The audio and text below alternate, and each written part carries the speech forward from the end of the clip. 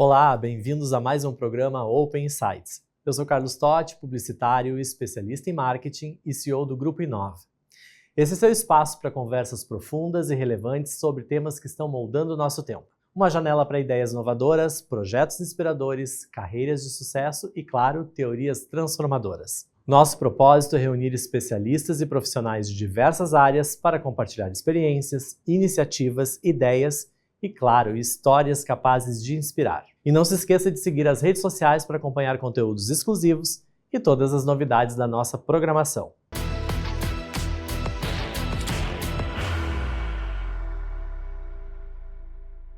O Brasil vive um momento decisivo. Entre crises econômicas, polarização, carga tributária recorde e modelos de Estado cada vez mais caros, cresce uma pergunta: para onde estamos indo?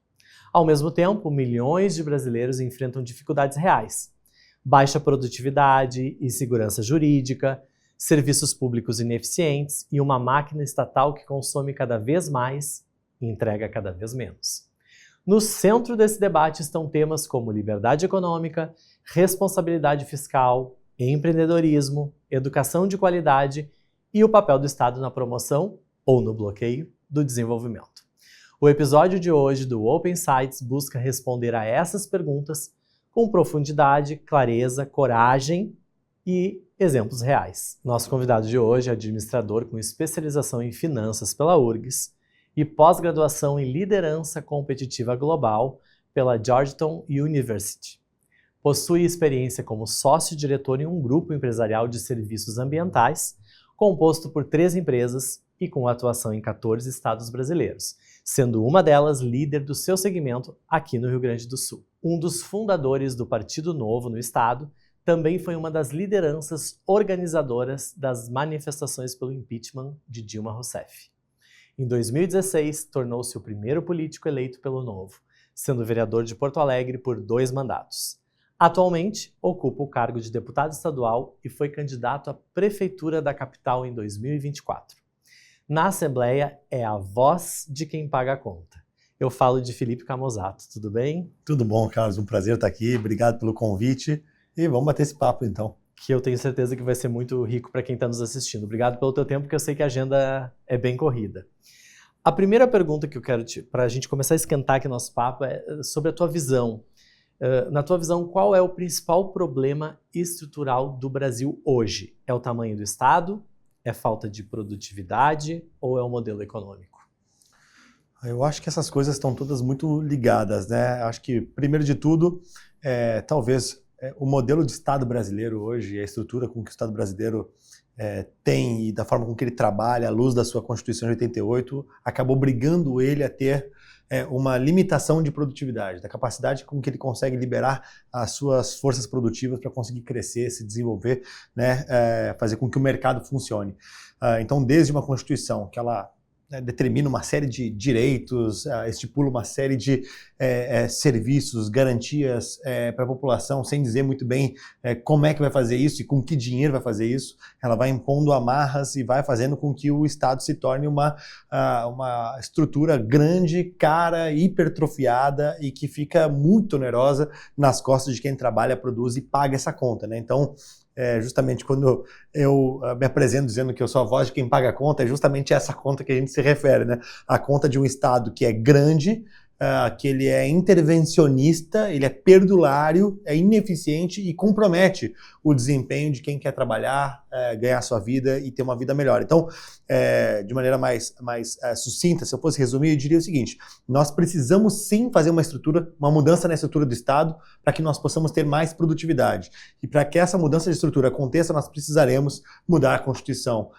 E não apenas mudar a Constituição, mas mudar também a Constituição mental da sociedade brasileira, que ainda guarda um respaldo daqueles escritos que estão na Constituição como se fossem efetivamente coisas que são razoáveis de se ter num texto, né, como direitos adquiridos e tantas outras coisas que tem ali.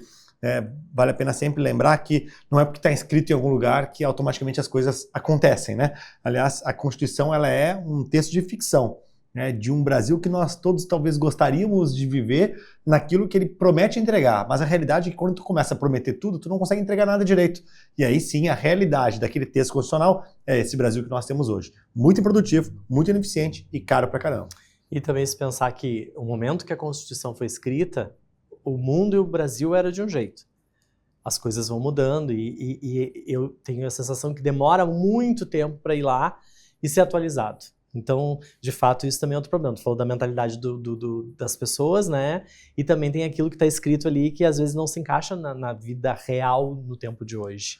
E isso é uma provocação interessante porque, vê só, né? O Brasil, seja no contexto da sua saída do regime monárquico para a república, sempre teve uma inspiração muito grande com a maior democracia do mundo, né, com os Estados Unidos, né, a República Federativa do Brasil, a forma com que se uniu os estados nessa federação, até o nome inicial era Estados Unidos do Brasil, né, se bebeu muito dessa fonte, porém, na hora que a gente começou a exercitar a prática de uma república federativa, a gente foi deixando de lado todos os conceitos básicos e foi tentando sofisticar para caminhar em direção a uma social-democracia numa tese distinta da tese que é fundacional para os Estados Unidos mesmo, né? Que é garantir, primeiro, uma autonomia de cada um dos Estados-membros, né? Um viés muito mais de garantir a liberdade individual, a liberdade empreendedora, a liberdade de escolha das pessoas, e tentar fazer com que o texto constitucional pudesse ser o mais objetivo, claro e conciso possível, para que depois todos os demais aspectos da vida normatizada em sociedade pudessem ser feitos através de regulamentos menos fundacionais, né? Então, no Brasil a gente tem uma série de emendas à Constituição porque a gente regulou tudo ali. E aí toda vez que a gente quer falar sobre alguma coisa que é um pouco mais complexa, a gente precisa mexer no texto constitucional, toda hora mexendo no texto constitucional. Enquanto que nos Estados Unidos não é assim, né? São muito poucas emendas constitucionais, mas tu tem alterações de legislação no Estado, né, no condado, no município e tal, que são elas sim aí mais frequentes, ou mesmo normas infralegais da conduta diária, né, e portanto ela respeita muito mais a autonomia daquela comunidade, daquela cidade, daquele estado, sobre o que ela quer fazer naquele momento do tempo com relação ao que está acontecendo. A gente não tem essa postura, a gente em tese tem uma postura muito mais semelhante a que outros países latino-americanos têm, né, de um paternalismo estatal, de uma superproteção, de um aparato que precisa, de certa forma, cobrir e controlar todas as nossas vidas e atividades, sempre pensando, né, bom, o que poderia, porventura, não estar sendo previsto para nós podermos prever, para amarrar também, né? Então, assim, isso leva a essa hipertrofia completa do Estado e desenha um modelo de política pública, de gestão pública, naturalmente de crescente de gasto público, de crescente de estrutura e de crescente de burocracia associada para administrar tudo isso. Então, assim, é uma linha férrea que o trem só vai para uma direção e, no caso do Brasil, né, especialmente, ele está indo rumo a um precipício. Isso é insustentável. E falando sobre insustentável e sobre gastos, o Brasil arrecada muito e entrega pouco. Como que você acha que a gente pode romper esse ciclo do Estado caro e da sociedade pobre? Eu acho que tem uma resposta talvez mais de longo prazo, né, que possivelmente é a que é mais sustentável em termos de consolidar entendimento de Constituição, política pública, gestão pública que nós queremos, e tem essa resposta de curto prazo, que é o que nós vamos fazer na próxima eleição, o que nós faremos com relação ao próximo plano de governo, né? Com relação à próxima eleição, próximo plano de governo, nós atuamos, em geral, o cidadão brasileiro atua no modo defensivo. Como é que eu me protejo do imposto hoje? Como é que eu me protejo dessa norma que vai prejudicar o meu negócio de amanhã? Como é que eu me protejo, né, da corrupção, da criminalidade, do serviço público de saúde ruim, de educação ruim, enfim, né? Então, o brasileiro está sempre no modo defensivo. Como é que eu consigo, de alguma forma, viver a minha vida sabendo que eu tenho um permanente estado de um agressor que está buscando meu bolso ou que está, muitas vezes, sendo permissivo com quem lesa meu patrimônio ou a vida dos meus filhos ou corrompe até mesmo a minha mente, né? Porque até nisso a gente se mete, né? até na formação do que deve ser o currículo escolar, do que deve ser aprender em sala de aula ou não, o que a gente pode acreditar ou não pode acreditar, que tipo de corrente ideológica é mais permitido e menos permitido, e por aí vai. Bom, enfim, esse seria o aspecto de curto prazo. Curto prazo a gente está sempre tentando se proteger. Nesse caso, né, a gente precisa resolver cada vez mais as batalhas de curto prazo para tentar fazer com que a dinâmica de uma sociedade que acredita num Estado grande, super interventor, e que, de certa forma, quer sempre aumentar a legislação ou os braços desta Constituição em cima do mercado, do setor público, do setor privado, enfim, é que a gente possa limitar esses grupos políticos. Nós não podemos seguir dando poder para quem tem essa crença de que precisa sempre crescer o aparato público, né? A máquina estatal em seus braços. Então, esse é o dilema do curto prazo, né? Impedir que a intervenção aumente. No longo prazo, nós precisamos fazer o contrário. No longo prazo como é que a gente consegue montar, passo a passo, né, um caminho para que nós possamos retirar a intervenção estatal e mudar a lógica do jogo, para que a gente possa reduzir o tanto de interferência que o Estado tem nas nossas vidas, desde a carga tributária, passando pela burocracia, passando pela a intervenção na minha autonomia decisória, na autonomia decisória do cidadão. E aí é conscientização da população, essencialmente, né? Porque se o cidadão, que é eleitor, ele não se dá conta de que o Estado faz mal a ele, ele vai seguir apostando em mais Estado, mais Estado, mais Estado. Porque muitos daqueles que dependem do Estado prometem sempre que, olha, isso é só mais um impostinho aqui, só mais um orçamentinho aqui. Não, é só mais um mandato aqui e eu vou resolver tua vida, eu vou resolver esse problema. E, na verdade, quando a gente olha da redemocratização para cá, especialmente, a carga tributária só cresce, o número de legislações só cresce e a qualidade de vida cai.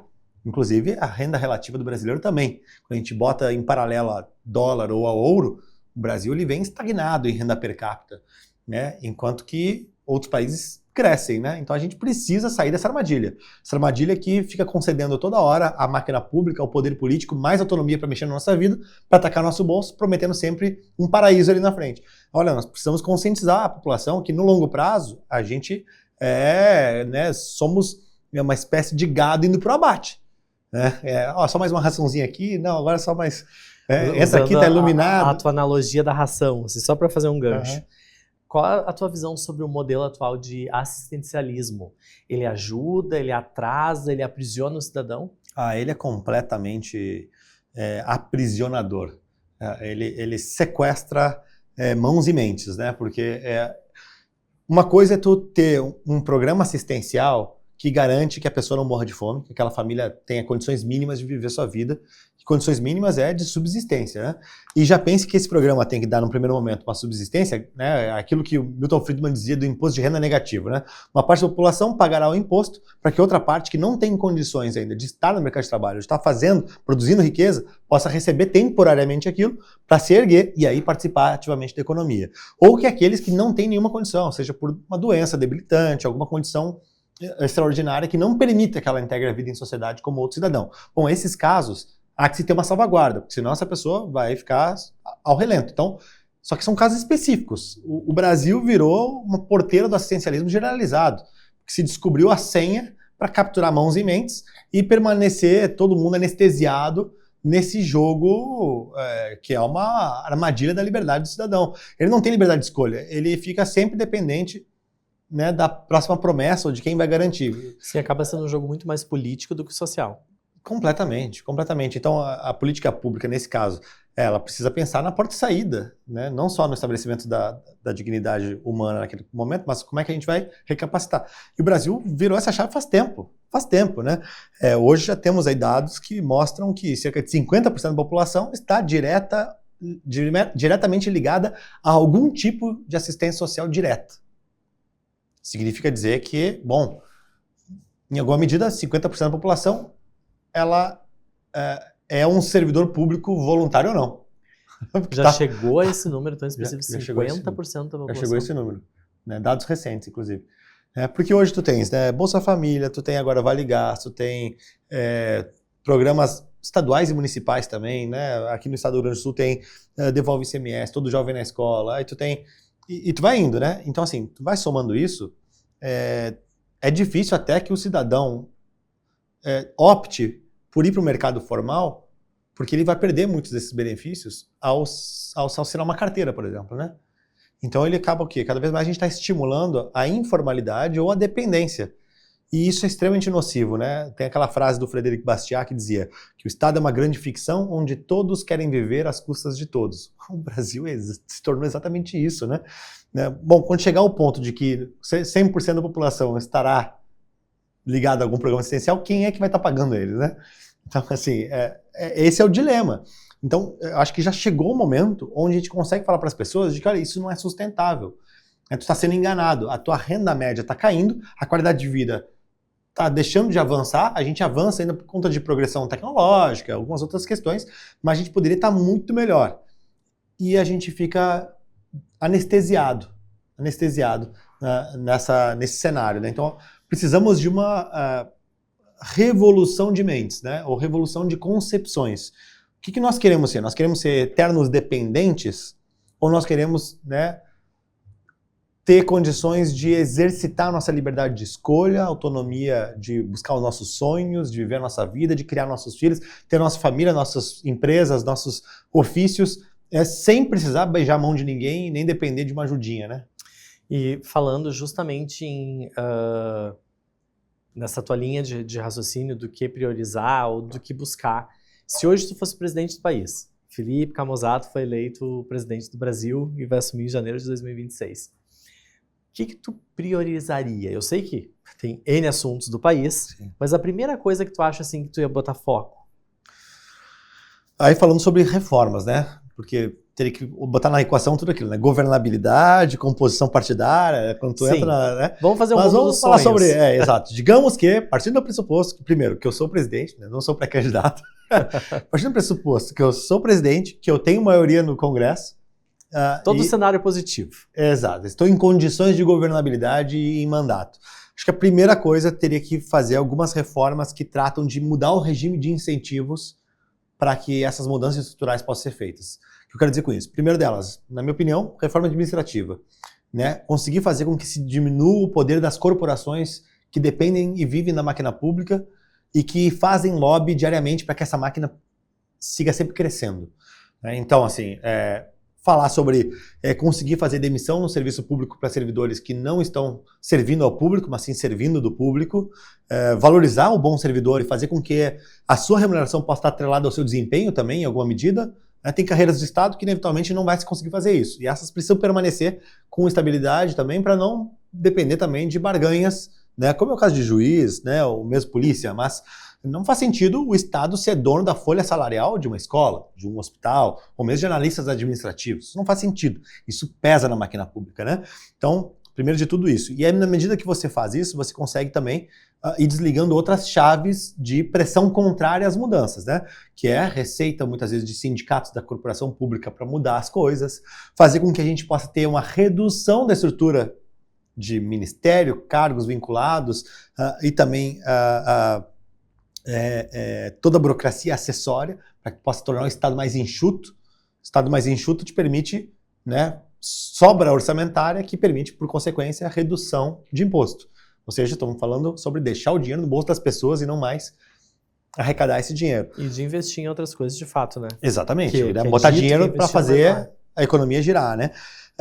Bom, o segundo ponto, né? Acho que a abertura comercial é uma coisa muito importante para o Brasil, né? Só que a gente só consegue avançar de maneira robusta em abertura comercial na medida que a gente consegue possibilitar aos nossos empreendedores condições de competitividade. Senão o próprio mercado brasileiro, né, as indústrias, né, vão ser obstáculos à abertura comercial. Porque vão dizer, não, peraí, eu tenho que pagar uma folha gigantesca, eu tenho que atender todas essas normas A, B, C e tal, o meu concorrente chinês não tem, o meu concorrente americano não tem. Então, se eu equiparar as condições, né, de preço, não tiver uma tarifa, digamos, esse cara me quebra. Bom, então, reforma administrativa com subsequente redução tributária permite que tu dê competitividade para a gente poder competir em escala global. Então você vai fazendo as duas coisas ao mesmo tempo. Só isso, acho que já faria grande diferença, somado aí a uma restrição da emissão de moeda, que é outro ponto, Milei fez isso, né? Que foi restrição da emissão de moeda de crédito para fazer com que a gente possa controlar a inflação por causa da previsibilidade para a economia, reduzindo a taxa de juros, né?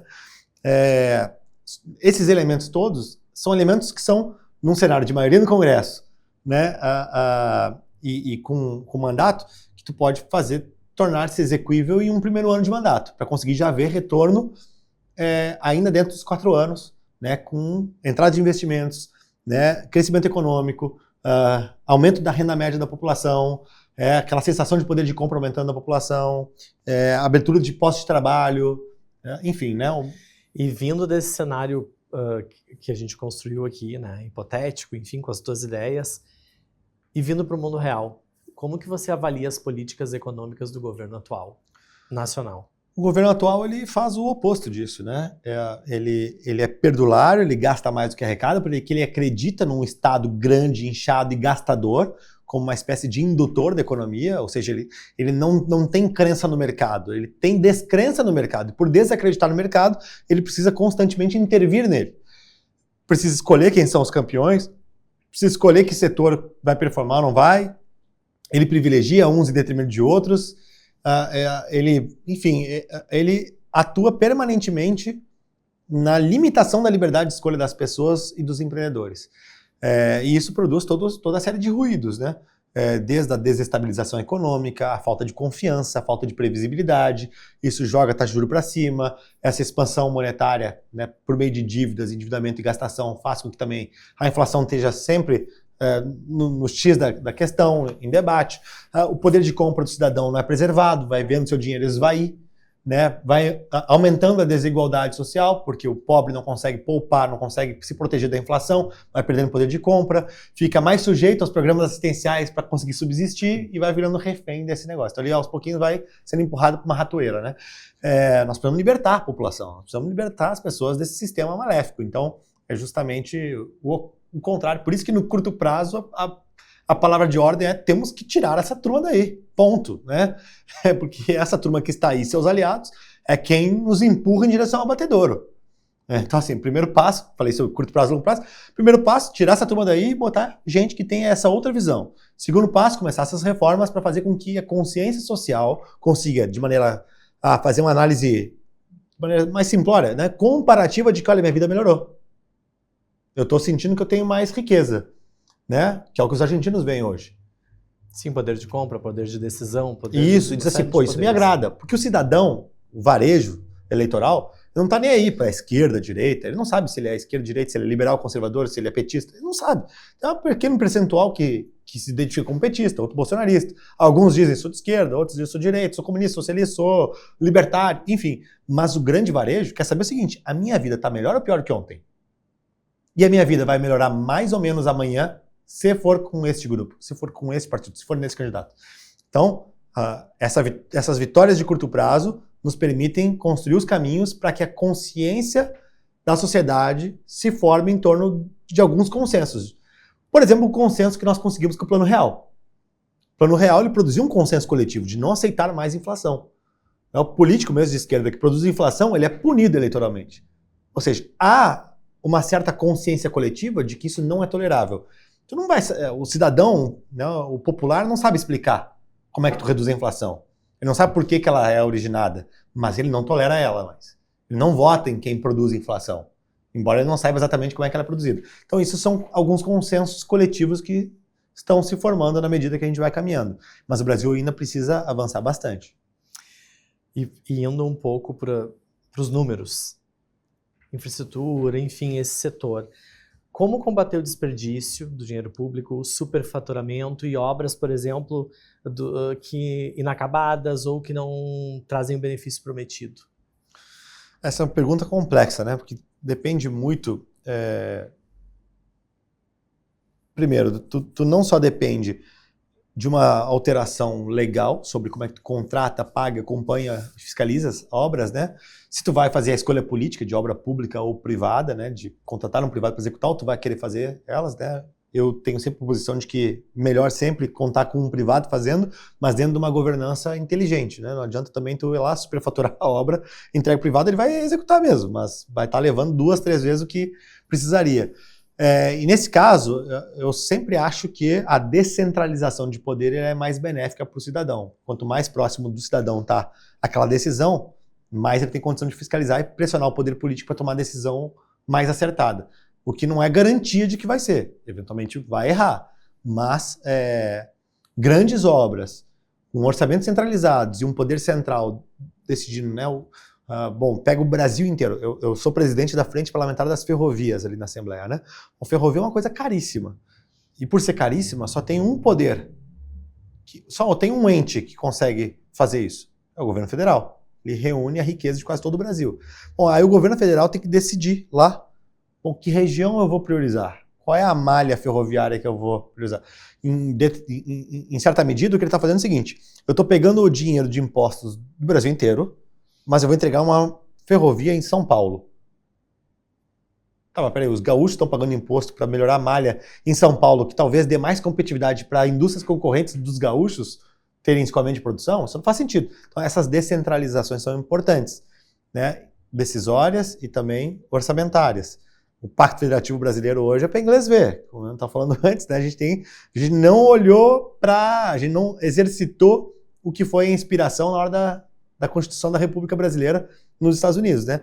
Os Estados Unidos conseguem fazer muitas dessas obras de maneira descentralizada, com um grande vulto de recursos nos municípios, nos condados, nos estados, com contratação privada, muitas vezes, essas obras e acompanhamento de perto de quem é o direto afetado. Aqui no Brasil a gente tem uma governança muito complicada para isso. Então, assim, como mudar isso? Olha, mexe por bastante coisa, né? Não tem uma fórmula mágica. Agora, o que inevitavelmente a gente vê que é mais bem sucedido é através de parcerias público-privadas, privatizações, descentralização de poder decisório e governança, onde tu consegue ter, muitas vezes, o alinhamento de interesse entre quem está desenhando o projeto e depois executando a obra, para que orçamentos estejam mais compatíveis com a execução, diferentemente daquele regime de contratação de que contrata a empresa para fazer o projeto, outra empresa depois para executar, outra empresa depois, e aí a empresa não fez o projeto direito, fez de qualquer jeito, o outro identifica uma coisa, pede um aditivo, que o projeto foi bem feito. Então, bom, quem fez o projeto vai executar depois, então é teu interesse que seja bem feito. Prazo de um ano vira 10. Prazo de um ano vira 10, pega o aditivo, aí vai, porque isso aqui a gente não previu, porque tem uma pedra, porque tem né, enfim, tantos casos aí que a gente tem, né? Agora, nesse universo todo, a tua pergunta se torna ainda mais importante, porque o investimento de infraestrutura ele é determinante para o ganho de competitividade e para o crescimento econômico no longo prazo. E o Brasil ele tem um déficit de investimento em infraestrutura há muitos anos, porque há muitos anos também ele prioriza, na hora que tem recurso, investir na própria máquina pública do que investir naquilo que traz retorno para o cidadão. E falando em investir em si próprio, né? Pensando nas empresas que estão dentro do Estado. Correios, Eletrobras, enfim, todas as empresas que a gente conhece. Tu acha que qual o papel dessas estatais hoje no nosso contexto? São um peso no nosso cenário? E se a privatização é o caminho? O papel das estatais é fazer política. Ponto. Né? Assim, a eventual entrega de serviço é uma distração. Porque estatal nada mais é do que empresa controlada por políticos. O brasileiro tem uma certa esquizofrenia, né? Porque não gosta de político, mas tem um apego com estatal. Estatal é uma empresa controlada por políticos. Tem que tirar os políticos de lá. Tem que privatizar. Tem que tirar o Estado. O Estado não é empreendedor. Não sabe empreender. Então ele vai ser ineficiente. Aliás, a estatal no Brasil é obrigada por lei a ser ineficiente, né? Porque mesmo que tu coloque o melhor executivo do mundo numa estatal, ele não vai conseguir ser tão eficiente quanto uma empresa privada. Pelo simples fato de que ele vai ter que comprar por licitação, vai ter que contratar por concurso, vai ter que... Enfim, as amarras são tantas que não tem como ser mais eficiente. Mas, para além disso, não é da natureza do Estado ser empreendedor. Toda vez que o Estado se mete a querer ser empresário, é a população que paga a conta de serviço pior, ou monopólios, ou ineficiência, ou corrupção. E é essa a história de boa parte das estatais brasileiras, se não todas elas, né? Quando não tem... Note que, ao longo da vida de uma estatal, existem períodos em que ela até vai bem. Mas todas elas, cedo ou tarde, acabam tendo algum escândalo, ou tendo algum tipo de desvio, ou tendo alguma ineficiência, ou algum prejuízo. Por quê? Porque depende do grupo político que está ali no momento. Porque a estatal é uma empresa controlada por políticos. Então os Correios, com o Bolsonaro, está dando lucro. O PT, prejuízo de novo. Né? A Petrobras, oscilando. Né? Então assim, a Petrobras, e assim vai indo. Né? Precisa privatizar, o Estado tem que se focar naquilo que é fundamental que faça, para que faça bem feito, que é justiça e segurança pública. O resto, deixa para o mercado. E partindo para um outro tema agora, que é meio ambiente, enfim, tivemos a COP30 recentemente, no final de 2025. Na tua avaliação, assim, o que tu achou desse evento? Eu achei Achei um grande espetáculo midiático, né? Um circo, muito dinheiro para inglês ver, né? Ou para ver em inglês. E o resultado é ridículo, né? Assim, essas COPs viraram eventos para parecer ser preocupado com o meio ambiente, né? Então vamos juntar a liderança para parecer que a gente está preocupado.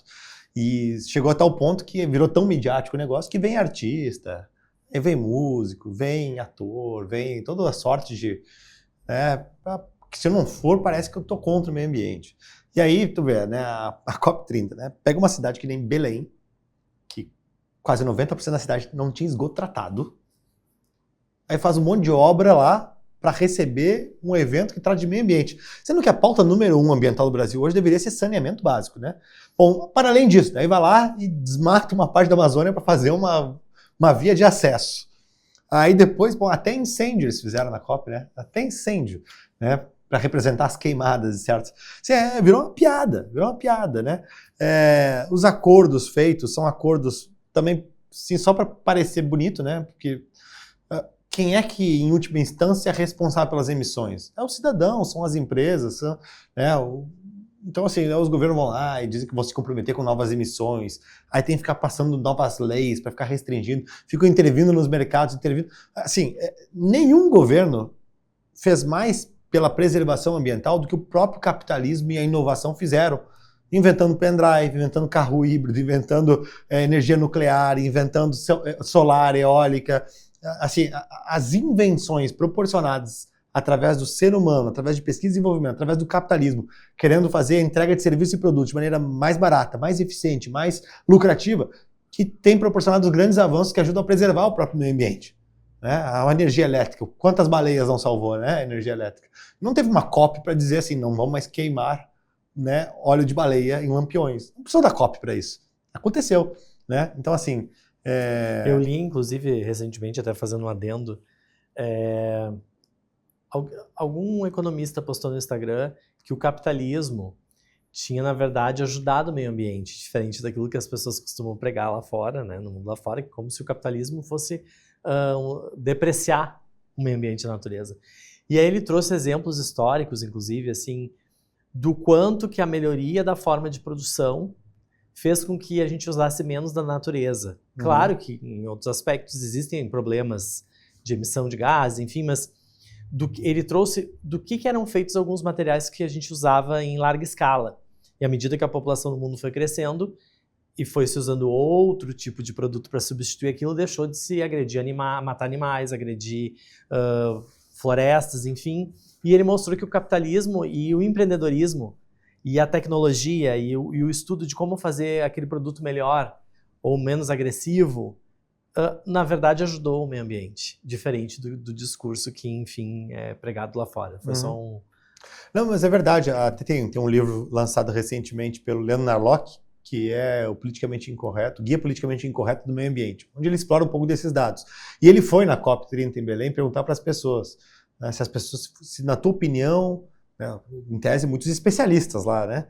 Em tese, você acha, na sua opinião, que tem mais gente morrendo de desastres climáticos? E todos, não, com certeza, absolutamente. E ele mostra os dados. Então, na verdade, a gente está na mínima histórica de mortes e por desastres ambientais extremos, né? Ou seja, a percepção das pessoas com relação ao que está acontecendo é completamente diferente do que são a realidade dos fatos. Né? E a gente vive uma sociedade de aparências com hiperinformação, o que nos distrai muito, né? Cérebros humanos são muito afeitos às distrações e às ilusões, né? Não à toa que os ilusionistas têm uma carreira, né, no mundo dos seres humanos. Tu não vai ver um cachorro mágico, né? Mas os seres humanos têm um ilusionista, né? Por quê? Porque o nosso cérebro está sujeito a ser enganado, não que o do cachorro não esteja, né? Mas assim, nós temos um certo fetiche por ser, às vezes, iludidos por aparências. E a gente vive uma sociedade de aparências a ponto de que, né, vale a pena ir fazer uma COP e ignore-se toda a hipocrisia de pautas que são efetivamente prioritárias para o meio ambiente são ignoradas. E aí a gente não parece que não dá muita bola para isso. Ao mesmo tempo com o confronto da estatística, dos dados, né? E esse livro do Narlock é muito bom para isso. Eu lembro de uma palestra que assisti, certa feita, de um livro de um pesquisador e escritor sueco, se não me engano. Pode me falhar a memória aqui, se não me engano, é o Hans Rosling. Mas ele estava num evento, tem um TEDx dele, que é muito interessante, que ele juntou um monte de jornalistas do mundo inteiro. E antes de começar a palestra dele, ele fez algumas perguntas para todos aqueles jornalistas, 500 pessoas no auditório, 1000 pessoas, o que o jornalista achava sobre certos assuntos. Ele perguntou, tu acha que tem mais gente, tem mais feminicídios ou menos? Tem mais pessoas na miséria ou menos? Está se tendo mais ou menos extinção de espécies? E ele foi fazendo perguntas que parecem consensos, né? E aí, ao longo da palestra, ele vai revelando a opinião do jornalista versus os fatos. E aí, na medida que ele vai mostrando isso, ele fez, em paralelo, a pesquisa com as pessoas, com os jornalistas que estavam numa plateia, e com os fatos pesquisados por ele, ele perguntou para um macaco. Então, ele botava na frente do macaco, o macaco apertar sim ou não um botão, sim ou não. Ou seja, era um instrumento de aleatoriedade que ele estava fazendo ali. E o macaco acertava mais que os jornalistas, no final das contas. Ele diz, vocês que são jornalistas, que escrevem sobre os fatos e o que está acontecendo, estão menos bem informados do que o macaco que respondeu aleatoriamente as questões. E são essas matérias que depois vão encher as mentes da sociedade sobre o que são consensos ou não.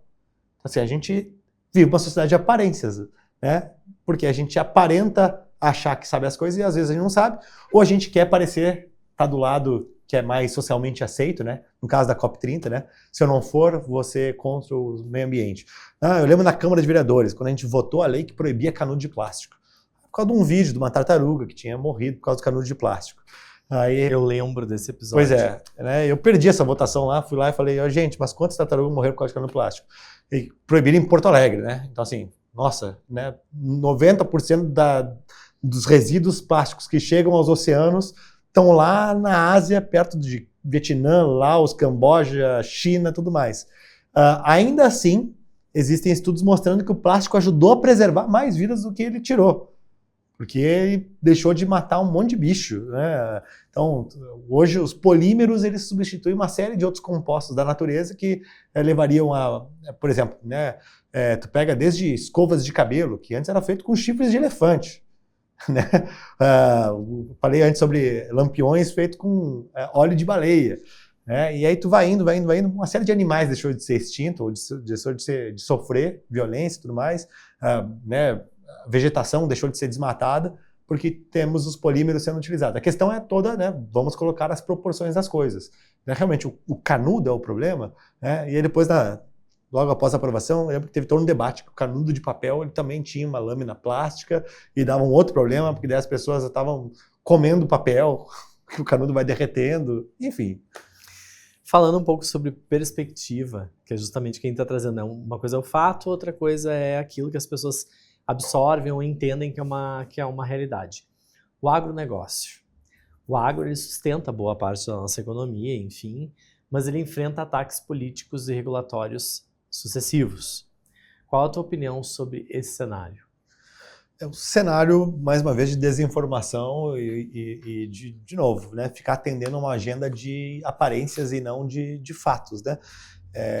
Tu vê, constantemente eu vejo aparecer em rede social informação de que o MST é o maior produtor de arroz orgânico do Brasil. O MST não produz nem sequer 1% de todo o arroz produzido no Brasil. Se a gente colocasse na gôndola somente a produção do MST, ou se a gente tivesse a opção, se o MST crescesse em volume de produção pelos métodos produtivos do MST, o alimento seria 50%, 100% mais caro do que chega na população, ou seja, mataria um monte de gente pobre de fome. Né? Por quê? Porque eles não usam a tecnologia, que eles têm o preconceito, que dizem que é agrotóxicos, que estão matando todo mundo. Né? E aí, de novo, é a questão de como é que você implementa a tecnologia. O fato de tu superdosar um defensivo agrícola vai intoxicar a pessoa. E, de fato, está errado. Agora, o bom uso da tecnologia a serviço da população é a mesma coisa que eu pegar o carro e sair dirigindo 200 por hora dentro da cidade e achar que, eventualmente, não vou encontrar um poste na minha frente. O problema é proibir o carro? Não, né?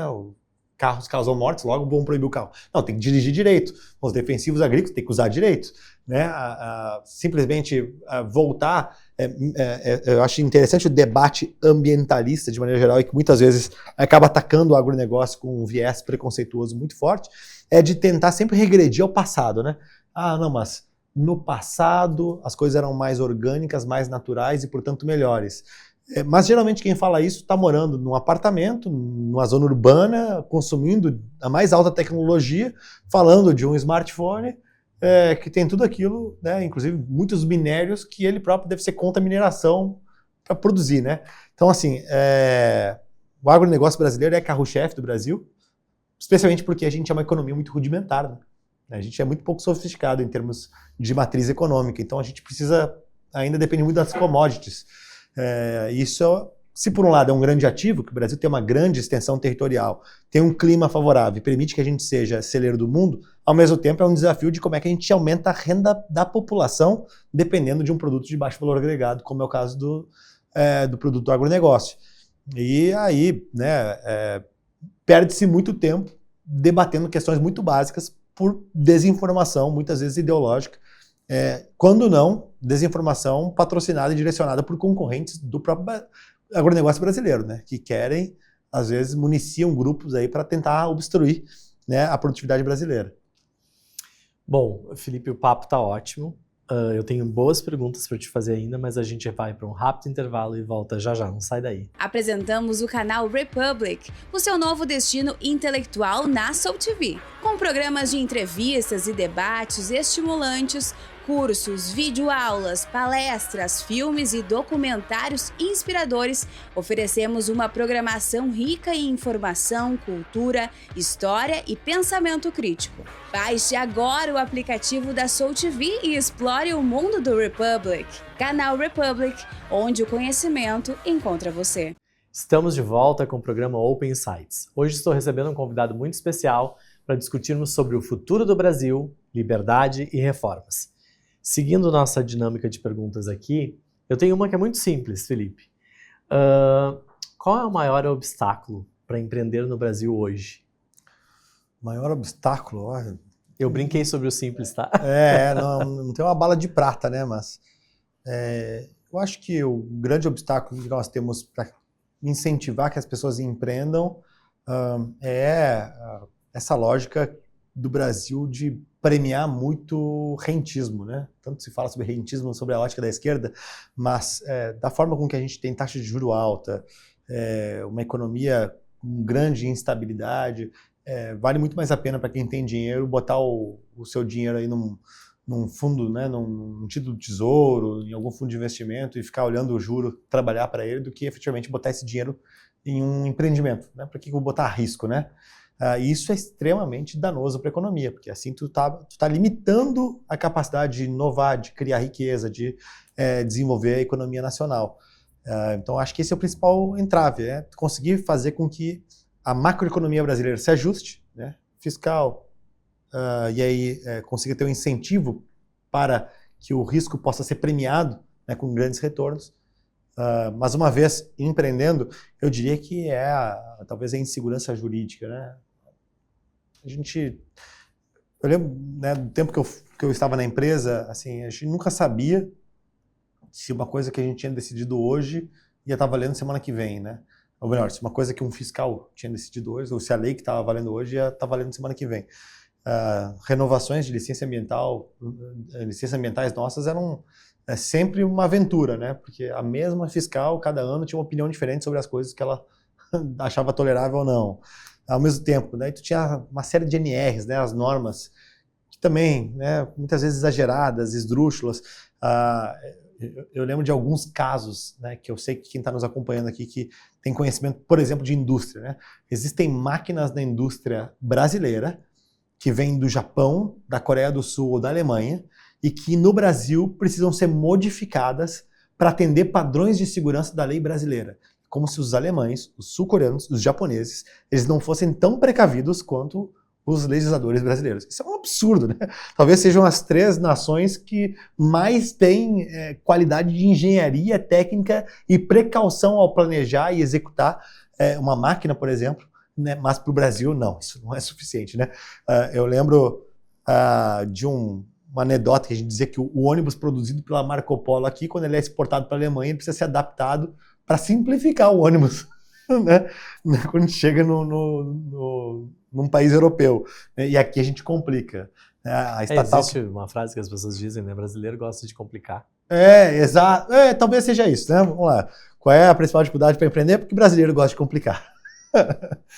E falando agora no que o brasileiro gosta, ou como ele se comporta, isso vem muito da educação. Uhum.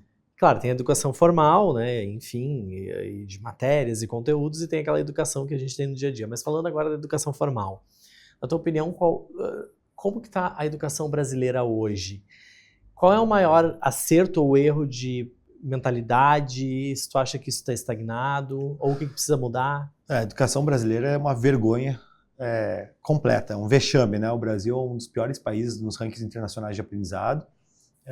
Nossa educação, tanto a pública quanto a privada, são muito ruins, né? Mesmo a privada, a gente tem ilhas de excelência, mas em geral também a média de aprendizagem é muito baixa, até porque a concorrência é fácil de ser batida, né? A educação pública é tão ruim que basta tu ter um pouquinho de maior qualidade na privada que tu já ganha o cliente, né? O aluno, a família.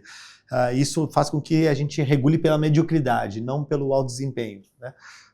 E aí, de novo, eu acho que é uma questão de como é que a legislação é feita e como é que se dá a governança dos incentivos. O ser humano reage a incentivos, como já, né, diziam os economistas. E qual é o incentivo que nós temos na educação pública brasileira quando ninguém perde o emprego por ser um mau professor, por ser um mau diretor, né? Não existe um olhar para a aprendizagem dos alunos, o olhar está muito mais de como é que eu me mantenho politicamente na posição, ou de como é que eu posso fazer dessa posição um ativo político. E nem o próprio aluno também é reprovado. Mais recentemente tem até isso, né? Está se multiplicando as portarias estados afora, falando que, olha, pelo medo da evasão escolar, a gente está facilitando a aprovação de todo mundo, porque o aluno que reprova não volta para a sala de aula. E olha que curioso, né? Deixou-se de perguntar por que o aluno evade e por que a família apoia a evasão. Será que é porque nem a família nem o aluno já não enxergam mais valor na educação? Não faz mais diferença, meu filho. Vai trabalhar. Isso aqui não vai te dar diferencial nenhum. Aliás, é só ver o índice de analfabetismo funcional do Brasil, ele é estarrecedor. 30%, 40% da população analfabetos funcionais. Então, se eu sou uma família pobre, que eu estou numa condição de miserabilidade mesmo, eu vou querer que meu filho trabalhe para ajudar a compor a renda da família mesmo. Se tiver que escolher entre escola e trabalho, eu vou escolher pela sobrevivência. Vai trabalhar. Até porque depois, né, olha o filho da fulana, né, estudou na rede pública a vida inteira, tá na mesma posição que tu e deixou de trabalhar. E no final das contas é isso, tu tá tornando refém. Jovens pobres, reféns da pobreza, porque eles não mais conseguem, através da educação que a rede pública proporciona, não conseguem ter uma perspectiva de quebrar o ciclo de pobreza. Salvo algumas exceções de muita dedicação, muito esforço, que são muito mais exceções do que regra, deveriam ser regra. E que antigamente era, né, um trampolim. O estudo trazia para as pessoas a possibilidade de mudar a sua condição social. Exatamente. Eu lembro quando eu ainda estava na faculdade, que eu li um livro do Gustavo Iosp.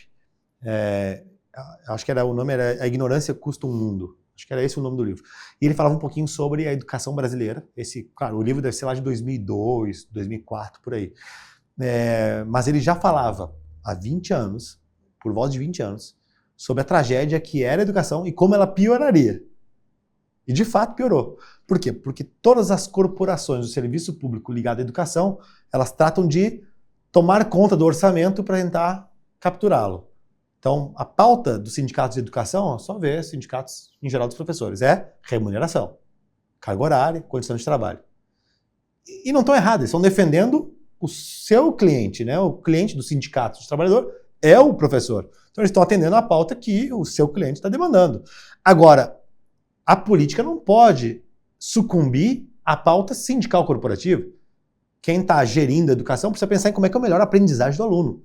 Como é que eu faço com que esse aluno aprenda português? Como é que ele aprende matemática? Como é que ele se torna um cidadão com melhor perspectiva de futuro. Só que isso demora para vir um resultado. Então, muitas vezes a política deixa de lado e atende à pauta corporativa de curto prazo. E esse tem sido o dilema do Brasil nos últimos 20, 30 anos. É ficar atendendo essas pautinhas de curto prazo, que atendem corporativamente, reduzem o estresse da greve, do grito, da crítica. E, bom, esse é um problema para o próximo resolver. E assim vai, né, a nossa aprendizagem para o túmulo, né, para o lixo. E existe algum modelo de educação que tu acha que despertaria muito mais a atenção dos jovens? O que diversos países têm feito é mudar a lógica da educação pública, ou uma lógica diferente, né? Não é nem mudar, porque nunca tiveram essa que nós temos aqui no Brasil.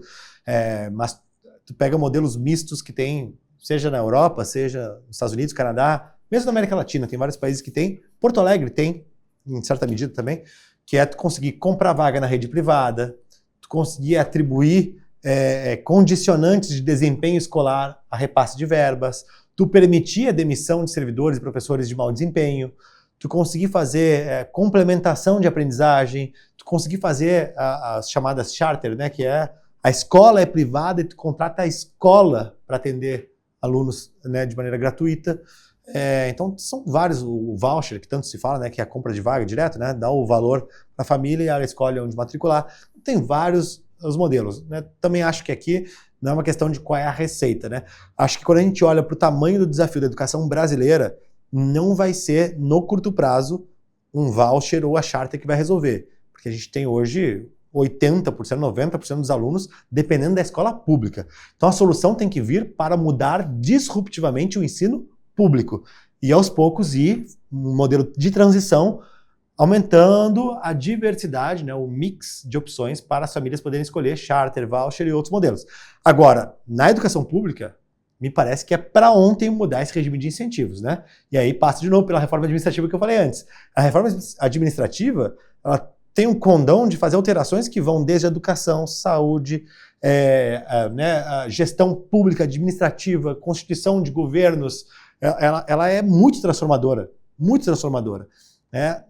E às vezes a gente não consegue nem ter a perspectiva de qual é o impacto lá na frente pela reforma ser feita, porque é difícil pensar em toda a consequência gerada a partir dessa mudança do regime de incentivos.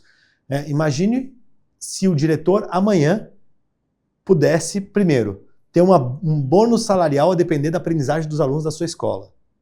Segundo, tivesse mais domínio sobre o seu orçamento escolar. Terceiro, pudesse ter mais liberdade para escolher parceiros privados para botar dinheiro na própria escola. Bota aí políticas de cantina, naming rights, publicidade, algum tipo de patrocínio, por aí vai. Dá liberdade para que possa ter mais autonomia decisória ali, ou a Secretaria de Educação do município. E vamos além.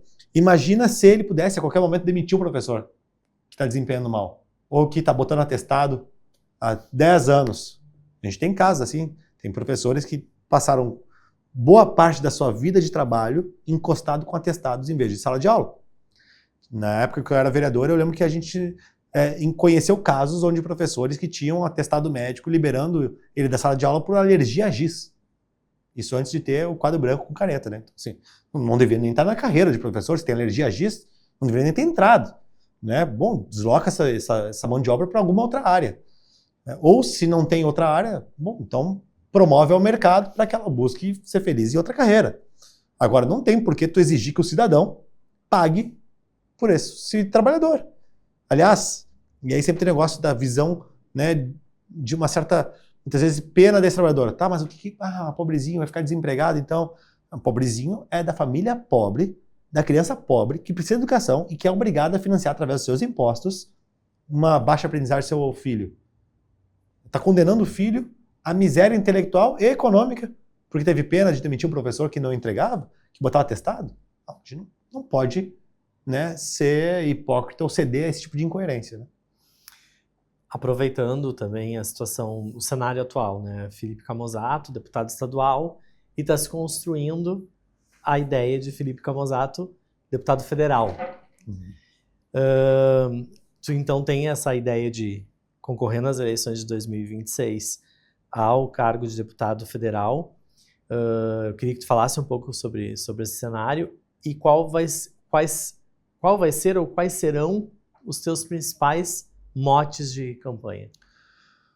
Eu não posso falar pela lei eleitoral os motes de campanha, né? Mas vocês já viram aqui por essa entrevista o que eu considero prioridade, né? E o que certamente, uma vez estando em mandato de deputado federal, os meus votos e os meus projetos e discursos serão na linha de como é que a gente dá mais liberdade para o cidadão, promove mais crescimento econômico, reduz o peso e o tamanho da máquina pública, prestigiando os bons servidores, porque esses merecem ser valorizados, e desprestigiando e tirando os maus servidores do caminho para que a gente possa torná-la mais leve mesmo, né, para quem paga a conta, né? Então, eu acho que essa próxima legislatura, Totti, ela vai ter um papel muito importante, né? Primeiro porque eu sou um otimista. Eu acho que em 2026 nós temos tudo para ter uma alternância de poder no Brasil. O Brasil precisa disso, né? Como eu falei, nós somos como o gado caminhando rumo ao abatedouro. Está na hora de frear essa máquina de abater, né, brasileiros, né? E aí tem que tirar esse grupo político que está lá. Uma vez alternado esse poder, se tiver aí, né, um Romeu Zema, um Tarcísio, um Ratinho Júnior, ou seja lá quem eventualmente possa ser o próximo presidente, com uma maioria, com uma visão, né, como essa que eu estou falando aqui, ou mais próxima dela, na Câmara e no Senado, nós temos total condição de aprovar reforma administrativa, aprovar melhorias de reforma tributária, aprovar mais aberturas econômicas, privatizações, reduções de burocracia, enfim, né, tudo aquilo que o Brasil precisa se quiser lá na frente dar um futuro melhor para os seus cidadãos, seus filhos, né? O nosso programa está chegando ao fim, infelizmente. Passou voando o tempo, a gente tanta pauta e tantas coisas importantes que a gente podia falar ainda sobre mercado liberal, sobre segurança pública, enfim, vários temas importantes. Mas eu tenho uma última pergunta. Se o Felipe de hoje fizesse uma viagem no tempo, voltasse lá atrás e encontrasse o Felipe com 18 anos de idade, o que tu falaria para si mesmo? Não sei, foram tantas mudanças. Com 18 anos, deixa eu lembrar, com 18 anos eu estava iniciando minha graduação em administração, né? Olha, talvez o que eu diria para aquele Felipe de 18 anos teria sido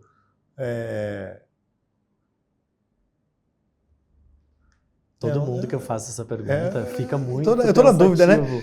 Eu acho que, assim, tem um livro que chama O Andar do Bêbado, né? Que é sobre as variáveis involuntárias e imprevisíveis da vida e como é que elas vão nos condicionando as decisões.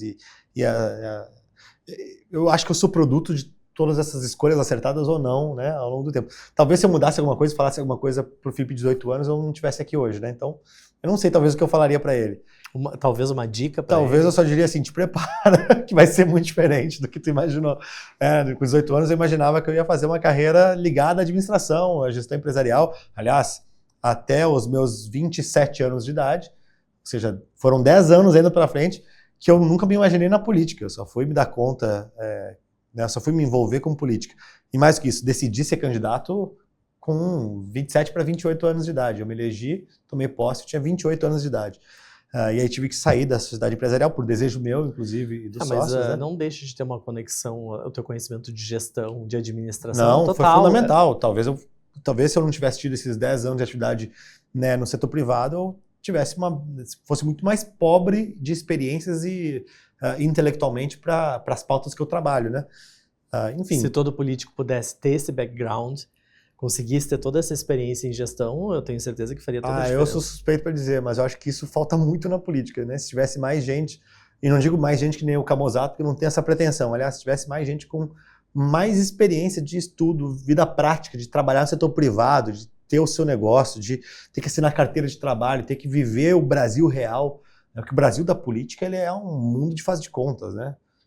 Pega lá Enquanto que na empresa eu tinha que fazer exame admissional, tinha que fazer um monte de coisa, tinha que dar aviso prévio, tinha que fazer negociação com o sindicato, aí tinha processo trabalhista, tinha jornada de trabalho super regrada, tinha um monte de GNR para respeitar, um monte de pagamento de insalubridade, uma série de coisas. Na política, eu hoje contrato assessor, amanhã demito, posso tornar ele quase um escravo, que está tudo certo. Eu até digo que se o político brasileiro tivesse que viver sob as regras do empreendedor, bom, a liberdade econômica no Brasil já mudaria. Né? Aliás, a CLT acabaria amanhã. Se os senadores e deputados tivessem que contratar pela CLT, acabou a CLT amanhã. Eles iam ver o inferno que é. E se a contratação tivesse que ser baseada em currículo, experiência e conhecimento, acho que mudaria muita coisa. Ia faltar gente na política daí, né? A mesma coisa que eu digo, às vezes, né? Para quem vem para essa área, que eu digo, se botasse psicotécnico também, muita gente ficava de fora, viu? Eu vou dizer que a maioria. Porque a pessoa já não passa muito por ter escolhido essa carreira, né? Verdade. Felipe, eu queria agradecer teu tempo, agradecer, né, o teu conhecimento e tudo que tu pôde trazer para as pessoas que estão nos acompanhando. Obrigado por ter vindo ao programa. Não, eu que agradeço, Todd, prazer ter conversado contigo, né? Obrigado pelo convite e estamos aí à disposição. Deixar as redes sociais para quem quiser nos seguir, mandar uma pergunta, uma sugestão, uma crítica. Só procurar lá, @Felipe Camozzato. Camozzato se escreve com 2 E's de Zema e um T de Tarcísio. O GC vai colocar aqui na tela para todo mundo ver direitinho. E a todos vocês que nos acompanharam, obrigado pela audiência. Esperamos que tenham aprendido novos conceitos, estejam principalmente abrindo a mente para refletir sobre novos caminhos. Não percam os próximos programas, onde continuaremos a explorar ideias, teorias e projetos que fazem a diferença. E claro, lembrem de nos seguir nas redes sociais, afinal o debate também acontece através delas. Até o próximo programa. Tchau!